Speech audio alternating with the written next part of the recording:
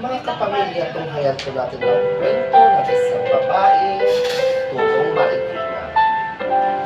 Dear Charo, bago ko po umpisahan ang aking salaysayin sa buhay, nais ko po kayong munang batiin ang magandang gabi.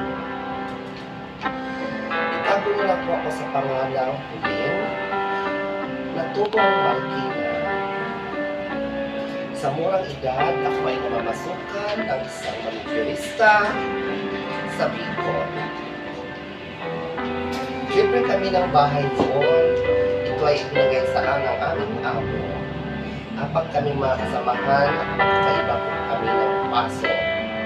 Nagkataon po ako ay busing at sa gabing iyon, pauwi ako patungo sa aming bahay. May nadadaanan akong madilim na bahagi na daan. May humarang sa akin na tatlong kalalakihan at sa kasamaang palad ako ay pinagtutulungan at pinagsasamantalahan.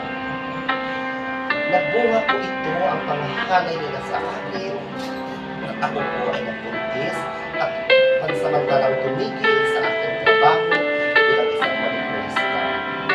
Umuwi po ako sa aking ina kung saan hindi ko nila matanggap ang nangyari sa akin. Ngunit bilang isang ina, wala po itong magagawa kung hindi ko kupin ako at ang aking magiging ama. Napakasakit pa sa akin ang sinabi ko aking buhay.